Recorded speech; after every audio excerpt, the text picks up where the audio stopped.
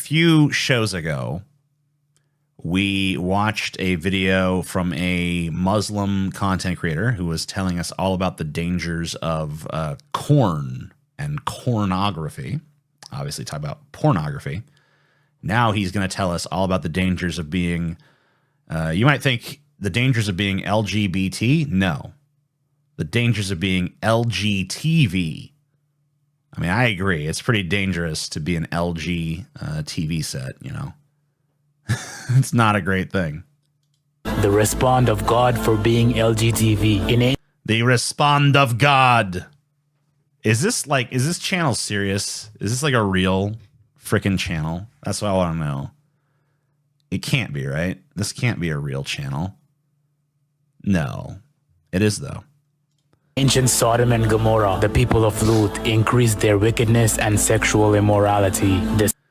See, this is another thing where I don't feel like this can be real, because it keeps talking about the people of Lut, which is the Muslim name for Lot. But they weren't the people of Lut. They were people who didn't listen to Lut or Lot. So there is, the story of Sodom and Gomorrah is told in the Bible. It's also referenced in the Quran. I don't think the story is outright told in the Quran, but it's referenced in the Quran a number of times. In the Bible, it's kind of arguable as to whether or not this story actually applies to gay people, like whether it's common. The common refrain among a lot of like right-wing fundamentalist Christians is that, you know, the destruction of Sodom and Gomorrah was because homosexuality was happening there. A lot of scholars and things have argued that that's really not clearly the reason. Because the idea was that they had sent these, God had heard that Sodom and Gomorrah were full of sin and decadence and evil. And so I think it was Abraham or Isaac or somebody that argued with God about whether or not the city should be saved.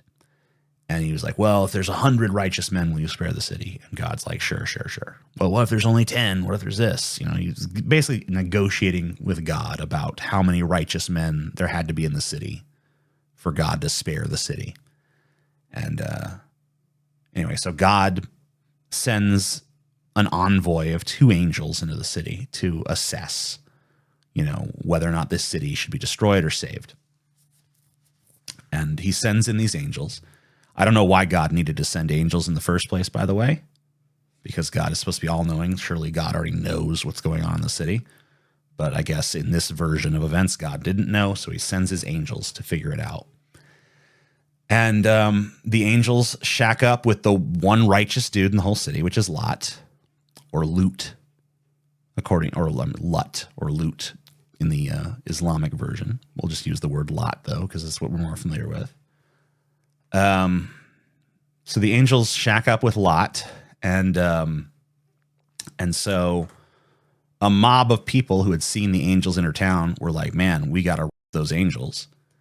And so they show up and they're like, we want you to send those angels out so we can them. Now they didn't know they were angels. They just thought they were like beautiful strangers or whatever.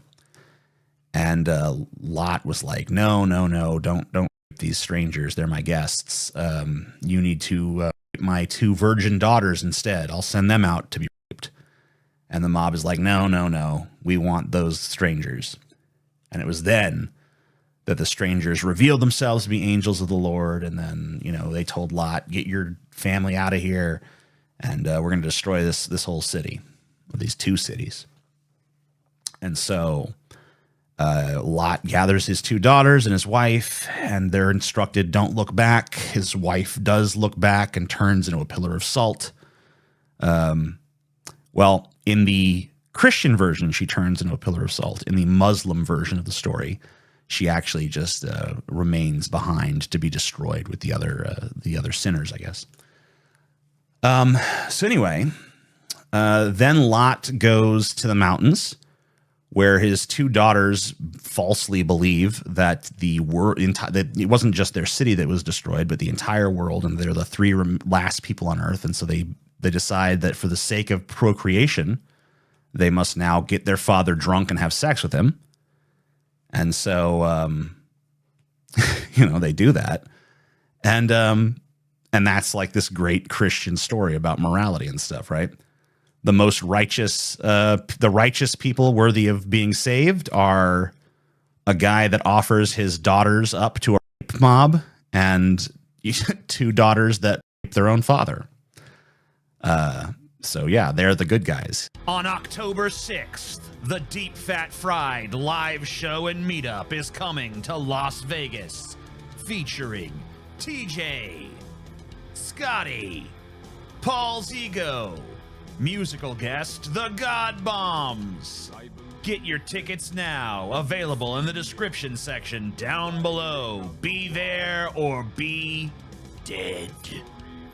Or square. The scholars who say that this story is not a condemnation of homosexuality are like, it wasn't the fact that the mob wanted to rape men that made God destroy this place. It was the fact that they wanted to treat strangers poorly.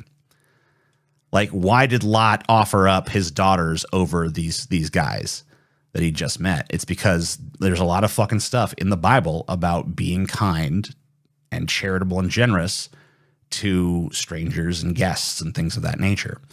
And that is why the city was destroyed. But in the Islamic version of the story, it is made much more explicit that it was because of homosexuality. So there's really no arguing scripturally. Like, the Quran is just outright like, it's because there were homosexuals. That's why it was done. So with the version of the story that appears in the Bible, you can argue that this is not actually a homophobic story. This is a story about, how to treat guests. But in the Islamic version of the story, it's inarguably a condemnation of homosexuality. Despite the warnings of God, the people of Lut were more loyal to their sinful path.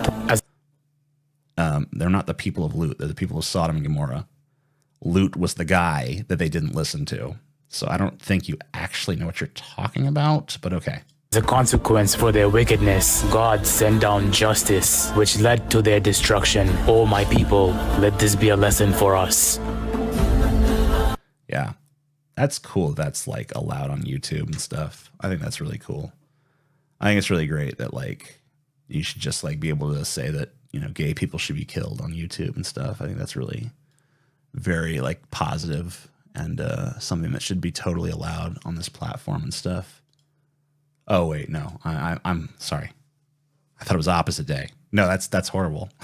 That shouldn't be allowed on YouTube at all. The Quran in general is way more homophobic than the Bible. I just want to put that forth. There's like way more verses in the Quran. Like when it comes to the Bible and its condemnations of homosexuality, there's really only one inarguable, explicit condemnation of homosexuality in the entire Bible. It's from Leviticus. It's, if man lay with man as he lie with woman, he should be put to death. I've even seen some people try to say that that verse is not about that, but I don't really buy it. So yeah, I mean, there's a verse in Leviticus that condemns homosexuality. Explicitly, it's impossible, or at least very difficult to deny that's what it means. But it's in the book of Leviticus, which is a book that is literally full of rules that modern day Christians ignore, completely. Mixed fabrics, planting the same kind of like different plants in the same furrow and shit, like shellfish consumption. There's all kinds of things that are just like not followed by modern day Christians at all, that are important rules laid down in Leviticus.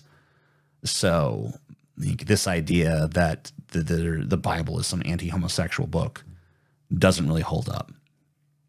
There's some other instances that are used that are, maybe this verse is about gay people. Maybe this verse is about gay people. Like there's a verse, I think in the New Testament somewhere that's like condemns effeminate men or whatever. but it's pretty unclear what that means. Like, you could interpret that in a number of ways. And of course, the Bible is full of condemnations of all kinds of things that, you know, modern day people don't really seem to have much issue with.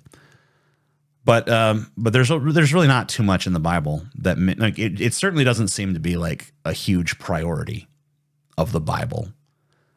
But the Quran, and I don't know about the Hadith and shit, but the Quran at least is very openly anti-gay. Tons of verses that are way more explicit in their condemnations of homosexuals. So it's a lot harder, I think, to bring Islam to any sort of reform on that issue, because the words of condemnation are just like stark and there. You know, this idea that we ought to be taking our cues from these ancient books of superstitions and fairy tales is ludicrous to me. I think the fact that there are human beings who live in our modern era that was brought to us by science, and yet they want to ignore science in favor of mythology, I think is ludicrous, silly, superstitious nonsense. If that's how you want to live, then go live in a fucking cave.